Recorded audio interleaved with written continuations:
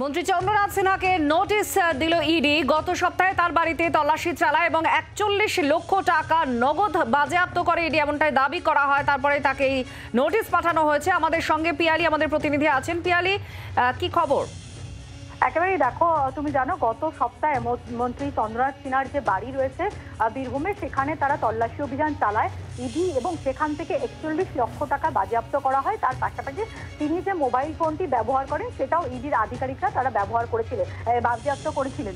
এখন এই যে মোবাইল ফোন, সেই মোবাইল ফোনের যে ডেটা, সেই ডেটা এক্সট্রাকশনের জন্য চন্দ্রনাথ সাহাকে নোটিশ দেওয়া হয়েছে বলে আমরা জানতে পারছি। মূলত সেই লক খুলে সেই ডেটা তারা দেখতে চান এবং সেই মর্মে চন্দ্রনাথ সিনহাকে নোটিশ দেওয়া হয়েছে। এবং যেটা বলা হয়েছে যে তিনি অথবা তার কোনো কম্পিটেন্ট রিপ্রেজেন্টেটিভকে পাঠাতে আমরা চন্দ্রনাথ সিনহার সঙ্গে যোগাযোগ করেছিলাম। তিনি যে নোটিশ তাকে দেওয়া হয়েছে সেই নোটিশের কথা তিনি স্বীকার করেছেন এবং তিনি জানাচ্ছেন যে তিনি হয়তো যাবেন না, তবে তার একজন প্রতিনিধি যাবে। বুধবার দিনকে ডাকা হয়েছে এবং সেখানে এই মোবাইলের তথ্য যে এটা ইডি উদ্ধার করতে চাইছে সে বিষয়ে সাহায্য করা হবে।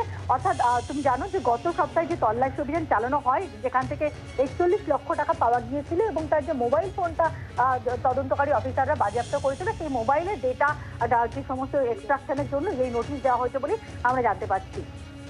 ধন্যবাদ পিয়ালি। বাংলার আওয়াজ, বাঙালির আবেগ, জি ২৪ ঘন্টা।